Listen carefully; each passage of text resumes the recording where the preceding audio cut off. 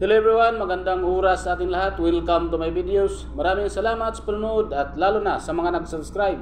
Thank you guys. At kung bago ka pa lang dito sa aking videos, huwag kalimutan mag-like, comment, share, and subscribe para updated ka sa aking mga bagong upload na mga videos na mayroong mga gandang kasaysayan at halaga tungkol sa ating mga barya. Guys, ito yung ating coins ngayon guys, ang $2 na si Queen Elizabeth II. Third portrait ito guys. Maple leaf ang kanyang logo. So tapusin lang natin ang videos guys para malaman natin ang tungkol dito sa bariyang ito guys ng Canada. Dahil napakataas ang kanyang bintahan dito sa ating selling online.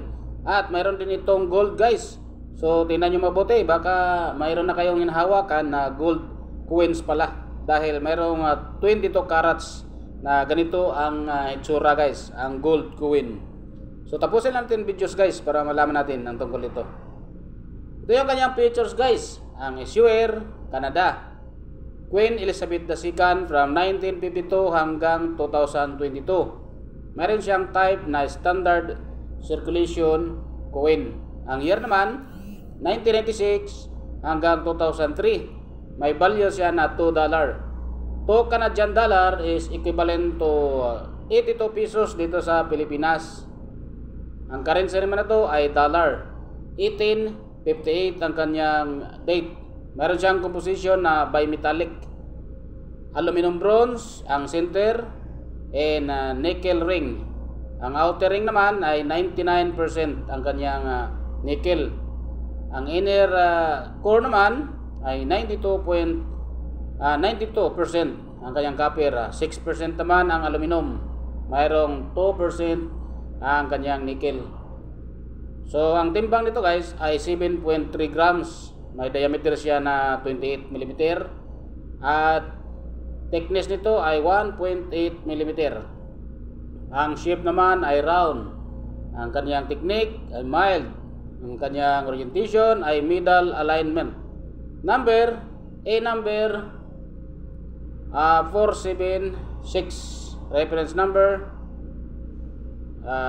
show number 270, KM number 270, C number or CH number 1000 and 1001 CH number. At ito yung ating obverse guys. Ang head of Queen Elizabeth II as of 64 years old of age, wearing the royal diadem necklace and earrings found at the right. Meron siyang script na Latin. Ang lettering naman ay Elizabeth II DJ Regina. DJ Regina 1996. Unbridged legend Elizabeth II de Gracia Regina. Translation Elizabeth II Queen by the grace of God. Ang engraver naman si Dora de Pedere Hunt. At ito naman ang ating engravers guys. A polar bear or ang binomial name Ursus or Ursus Maritimus along the edge of the ice flow with the value of the button and the country name at the top. Mayroon siyang script na Latin. Ang lettering naman Canada, $2 BT. Engraver si Ago Aarand. Designer Brent Townsend. Ang edge naman ito ay interrupted serration, 5 smooth and 5 braided segment.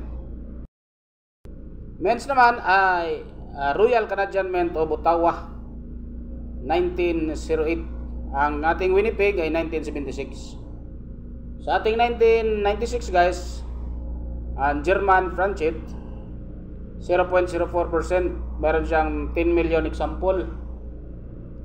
At sa CH naman, reference naman ito, CH 1000 specimen 0.19%.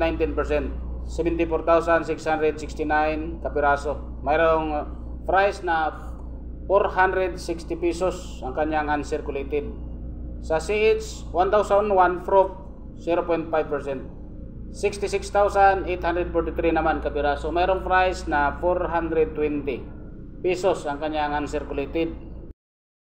Dito naman tayo sa AV guys, mayroong price doon na 195.56 US dollars. So sa Pilipinas, nagkakahalaga rin ng umabot din ng 11,467 pesos and 63 centavos. At meron itong record sa ating auction noong December 2022. Nakabenta ng 20,554. At ang ating gold guys, gold coins, mayroong 22 karat at may price na 936.36 US dollars. So malaki yun pagka gold coins ang ganitong itsura. Umabot din ng 54,908 pesos and 15 centavos ang halaga sa ating gold coin na 22 carats. So yan guys ang ating nakuha na impormasyon tungkol dito sa baryang ito guys ng Canada, ang $2 na si Queen Elizabeth II. Maraming salamat guys sa panonood at God bless sa ating lahat.